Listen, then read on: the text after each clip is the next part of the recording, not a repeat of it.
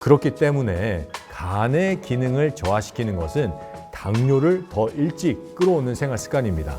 그래서 꼭 드시면 안 되고요. 안녕하세요. 제철 건강 구독자 여러분. 내과 전문의 김명재 박사입니다. 반갑습니다. 당뇨를 진단받기 전에 보통 전조 증상이라고 하는 것들이 있잖아요. 어떤 것들이 있을까요? 당뇨의 전조 증상은 첫 번째는 우리 피부의 변화들이 나타나기 시작을 합니다. 피부에 여러 가지 염증 변화들이 나타나거나 피부가 얇아지거나 또는 피부가 약간 푸석푸석해지는 느낌을 받으실 텐데, 우리 피부는 모세혈관이 징집되어 있는 곳이거든요. 이 혈액순환이 안 된다는 것을 가장 먼저 표현해내는 것이 우리 피부예요. 그렇기 때문에 당뇨의 전조 증상으로는 피부의 변화가 있고요. 두 번째는 혈액순환이 원활하지 않음을 얘기할 때 혈액의 양이 부족함도 포함이 되는데, 혈액의 양이 부족할 때 우리가 식사를 딱 하면은 혈액의 공급이 소화기로 쏠리게 됩니다. 이때 우리의 혈액의 양이 충분한 분들은 우리 뇌로 가는 혈액 양도 유지하면서 소화기로 가는 혈액 양도 충분히 공급을 할 수가 있는데, 그렇지 못하면은 혈액의 공급이 계속 소화기로 집중이 되면서 뇌로 가지 못해요. 그러면은 급 피곤해집니다. 그래서 식사하고 나서 꾸벅꾸벅 조는 분들, 식사하고 나서 내가 몸이 많이 피곤한 분들은 벌써 좀 문제가 생겼다고 보시면 좋고요. 세 번째는 이제 체중의 감소가 일어나기 시작을 하는데, 이 체중의 감소는 우리 몸에 충분한 에너지원이 들어오지 않으면서 간 기능의 저하로 인해서 단백질을 태우기 시작하면서 일어나는 겁니다. 그렇기 때문에 흔히 얘기하는 가공된 탄수화물 또는 영양분이 없는 음식을 많이 먹으면은 우리 인체에서는 그게 에너지원으로 쓸 수가 없어요. 그렇기 때문에 계속해서 에너지 결핍 상태로 되게 되고, 그러면은 단백질을 계속해서 쓰게 되는데, 이때 일어나는 것이 바로 체중 감소입니다. 그래서 당뇨 환자분들이 흔히 겪게 되는 전조 증상인데, 이 세 가지 전조 증상에 조금 더 우리가 관심을 기울인다면은 당뇨 전 단계에서 당뇨로 넘어가는 것, 혹은 당뇨 전 단계까지 가는 것까지 예방할 수 있습니다. 최근 당뇨 환자들이 많이 늘어나고 있잖아요. 이 원인이 어떤 거라고 생각하세요? 당뇨의 원인은 이 혈액순환 저하입니다. 바로 우리 식생활 습관이죠. 우리 식생활 습관을 한번 자세히 살펴보면은 왜 우리가 당뇨에 걸리는지를 알게 되는데, 제가 예를 한번 들어드릴게요. 첫 번째 그룹은 정말 가공된 식품, 즉 인스턴트 식품을 많이 먹는 그룹이에요. 뭐 라면도 먹고 과자도 먹고 빵도 먹고, 이런 사람들이 만약에 당뇨에 걸렸어요. 그러면은 당뇨에 걸릴 만해, 인스턴트를 많이 먹어서, 이렇게 생각을 할 수가 있어요. 두 번째 그룹 사람들을 살펴보면은 술, 담배를 많이 하는 사람들이에요. 술, 담배를 워낙 많이 하기 때문에 우리가 그 사람들이 당뇨 진단을 받으면은 당뇨에 걸릴 만해, 이렇게 생각을 해요. 그리고 세 번째 그룹을 한번 살펴봐요. 이 세 번째 그룹은 채식도 열심히 하고 운동도 열심히 하는 사람인데 당뇨에 걸렸어요. 그러면은 왜 당뇨에 걸렸지? 라고 분명히 의문을 품으실 거예요.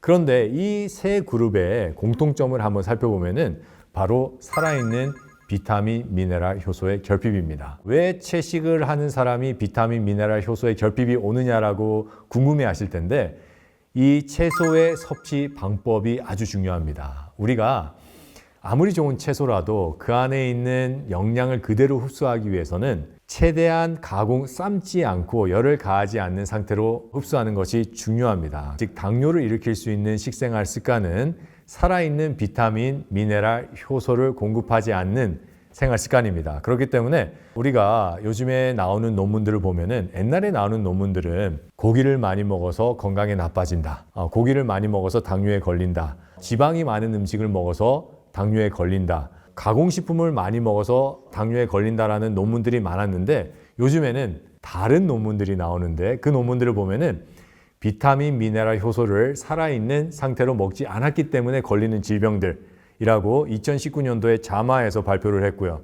그리고 살아있는 비타민, 미네랄, 효소, 즉 생채소, 생씨앗, 생과일을 먹지 않음으로 인해서 심각한 질병에 걸린다는 것을 2019년도 랜셋에서 발표를 했습니다. 그렇기 때문에 당뇨에 걸리는 가장 근본이 되는 식생활 습관은 바로 살아있는 비타민, 미네랄, 효소를 먹을 수 있는 식생활 습관의 결여입니다. 그러면 채소, 과일을 가장 효과적으로 먹는 방법은 어떤 것들이 있을까요? 채소, 과일을 가장 효과적으로 먹는 방법은, 우리가 채소를 먹는 목적을 한번 살펴보면 답이 나올 것 같아요. 채소를 먹는 목적은 크게 5가지입니다. 비타민, 미네랄, 효소, 그리고 물과 섬유소를 섭취하기 때문에 먹는 게 채소인데 이 중에서 비타민, 미네랄, 효소를 가장 효과적으로 섭취할 수 있는 방법은 바로 즙입니다. 즙으로 먹을 때 그 세 가지의 영양소가 가장 효과적으로 흡수가 되고 하지만 우리가 섬유소를 무시할 수는 없단 말이에요. 그래서 식사 시간에는 생채소를 충분히 섭취해서 섬유소를 공급하고 그 외에 공복 시간에는 비타민, 미네랄, 효소의 흡수를 극대화하고 섭취를 극대화하기 위해서는 즙으로 먹는 방법이 가장 좋습니다. 처음에 과일 채소 주스를 먹을 때 방귀하고 설사가 나온다고 하셨는데 혹시 그 이유는 무엇일까요? 과일즙을 먹고 채소즙을 먹었는데 설사가 나오고 방귀가 증가하는 이유는 유해균 때문에 그렇습니다. 소장에 유해균이 많으면 많을수록 이 현상들은 더 많이 나타나는데요. 우리가 자세히 생각을 해보면은 비타민, 미네랄, 효소는 생명체에 꼭 필요한 영양이에요. 유해균도 생명체예요. 그렇기 때문에 우리 인체가 이거를 먹게 되면은 유해균 또한 비타민, 미네랄, 효소를 먹음으로 인해서 그 아이들이 번식을 하기 시작을 합니다. 그러면서 설사가 나오고 가스가 증가한 건데 그렇다면은 많은 분들이 생각할 때 내가 이 양을 줄이면 되지 않느냐 아니면은 즙을 안 먹으면 되지 않느냐라고 생각을 하시는데 이거는 아니에요. 왜냐하면은 우리 인체가 원활하게 신진대사를 하고 건강을 회복하기 위해서 꼭 필요한 영양소가 비타민, 미네랄, 효소입니다. 인체에 대해서 공부를 하면 공부를 할수록 비타민, 미네랄, 효소가 얼마나 중요한지를 알게 되는데요. 이 비타민, 미네랄, 효소를 가장 효과적으로 공급해 줄 수 있는 것도 바로 과일 주스와 채소 주스입니다. 그렇다면은 먹어야 돼요. 먹어야지 우리가 건강 회복이 되잖아요. 이 유해균을 해결해 가면서 먹는 방법을 택하셔야 되는데 이 방법은 처음에는 바로 즙 먹는 온도가 상당히 중요합니다. 우리가 흔히 즙을 만들 때 냉장고에 있는 재료를 가지고 즙을 만들기 때문에 즙의 상태가 약간 차가워요. 이 차가운 상태로 먹게 된다면은 그 영양소를 우리보다 유해균이 더 많이 흡수합니다. 그렇기 때문에 즙의 온도를 살짝 올리시는 방법을 택하셔야 되고요. 이 방법은 아주 간단해요. 그 즙을 유리병 있잖아요. 유리병에 넣으시고 뚜껑을 닫으셔야 돼요. 그래야지 산화가 덜 되기 때문에 이렇게 유리병에 뚜껑을 딱 닫으신 다음에 스텐데아 있잖아요. 스텐데아에 그 즙을 미지근한 물을 받으시고 한 1, 2분 정도 담궈 두세요. 그러면은 즙의 온도가 우리 인체 온도와 비슷한 37도 정도까지 올라가요. 이 상태로 드시면은 설사나 유해균이 훨씬 더 일을 하는 것을 막을 수가 있어요. 우리가 즙을 먹을 때 이러한 반응이 나타난다는 것은 즙의 문제가 아니라 유해균의 문제입니다. 그렇기 때문에 유해균을 해결할 수 있는 방법을 자꾸 찾으셔서 해결을 해야지만 되는데 그 중에 하나가 바로 백혈구의 강화입니다. 백혈구가 강화가 될 때도 필요한 영양소가 비타민, 미네랄, 효소예요. 저랑 상담하는 환자들을 보면은 처음에 내가 즙을 먹었더니 가스가 나오고 설사가 심해진다는 분들이 꽤 많으세요. 하지만 이런 분들도 상담을 통해서 적절하게 양을 늘려나가시면은 이러한 모든 것들이 해결이 되면서 충분한 영양을 섭취할 수 있는 단계까지 올라가게 됩니다.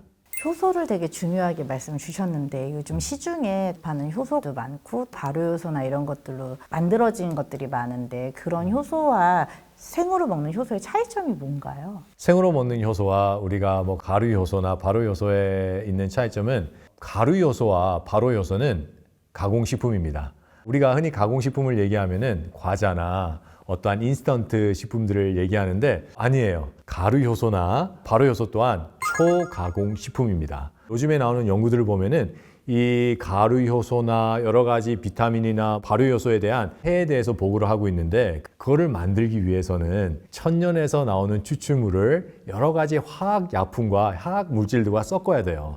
그 모든 화학 물질이 첨가물의 상태로 우리 인체에 아주 해롭게 되고 이거를 우리가 가공식품이라고 얘기를 하잖아요. 그렇기 때문에 인스턴트 음식이나 가루 효소나 별반 다를 게 없습니다. 당뇨를 예방하기 위해서 피해야 할 생활 습관, 식습관 어떤 것들이 있을까요? 당뇨를 예방하기 위해서 피해야 될 생활 습관과 식습관 중에서 가장 중요한 것은 바로 먹는 겁니다. 특히 정제된 과당을 먹지 않는 것이 상당히 중요한데요. 이 정제된 과당이라는 것은 시리얼도 있고 빵도 있고 과자도 있고 여러 가지가 있어요. 우리가 이제 슈퍼마켓에 딱 가면은 정제된 과당은 채소와 과일을 뺀 모든 코너에 전부 다 정제된 과당이 들어있거든요. 이 정제된 과당을 먹게 된다면은 물론 우리 혈당에도 문제를 일으키겠지만은 간에 아주 많은 독소를 공급합니다. 정제된 과당은 지방간의 아주 큰 원인인데요. 간의 기능을 자세히 살펴보면은 우리 인체가 식사를 하면은 위에서 포도당으로 만들고 이 포도당을 소장으로 이제 내보내게 됩니다. 그러면은 소장에서 이 포도당을 흡수해서 간으로 내보내게 돼 있어요. 그러면은 간은 인슐린이라는 호르몬의 도움을 받아서 이거를 저장과 배치를 하게 됩니다. 그래서 간에서 포도당을 써서 혈중으로 한 90 정도 배출하고 간에 글리코젠이라는 형태로 한 100 정도 그리고 근육에 한 100 정도 저장하게 되는데 이 간의 기능이 떨어지게 되면은 간에 글리코젠이라는 형태로 저장해야 되는 것을 혈중으로 흘려 내보내게 되어 있습니다. 그렇다면은 혈중에 당이 올라갈 수밖에 없어요. 그렇기 때문에 간의 기능을 저하시키는 것은 당뇨를 더 일찍 끌어오는 생활 습관입니다. 그래서 정제된 과당 꼭 드시면 안 되고요. 뭐 빵이나 시리얼 그리고 사탕, 밀가루 이런 국수, 흰 쌀밥 이런 모든 것들이 당뇨를 예방하기 위해서는 하지 말아야 될 식습관들입니다. 특히 요즘에는 이 당에 대한 걱정 때문에 대체당들이 많이 나왔는데요. 많이 쓰는 대체당이 이제 스테비아, 알룰로스 이런 것들이 있는데 요즘에 나오는 연구들을 한번 살펴보면은 이 대체당을 섭취했을 때 오히려 먹자 말자는 혈당이 다른 당보다는 낮게 올라가요. 하지만 4-5시간 후에는 이 혈당 스파이크가 훨씬 더 많이 친다는 연구 결과가 나오고요. 다른 연구를 한번 살펴보면은 한 그룹은 대체당을 먹게 했고요. 다른 그룹은 그냥 보통 우리가 먹던 당을 먹게 했어요. 이렇게 했을 때 4년 후에 우리가 연구를 해봤더니 두 그룹 다 전부 다 당뇨에 걸렸습니다. 이 연구가 하는 얘기는 대체당이 우리 인체에 이익을 주지 않고 오히려 해를 끼친다는 얘기를 하고 있는데 대체당에 대한 연구는 활발히 진행이 되고 있고 새로 나온 연구를 보면 볼수록 인체에 유해하다, 즉 해를 끼친다는 연구가 많이 있습니다. 특히 대체당의 핵심 성분인 에리스트롤이라는 영양분은 혈전을 만들어서 혈액순환을 저하시킨다는 연구도 있거든요. 그렇기 때문에 대체당은 드시지 않는 게 좋습니다. 당뇨를 예방할 때 꼭 필요한 생활 습관이 하나가 있는데 바로 근육량을 늘리는 겁니다. 근육량이 더 많으면 많을수록 혈당 저장을 더 잘할 수가 있어요. 그렇기 때문에 근력 운동 정말 필요합니다. 많은 분들이 유산소 운동은 열심히 하시는데 근력 운동을 약간 소홀히 하시는 분들이 계세요. 하지만 당뇨의 예방에 꼭 필요한 것이 근력 운동입니다.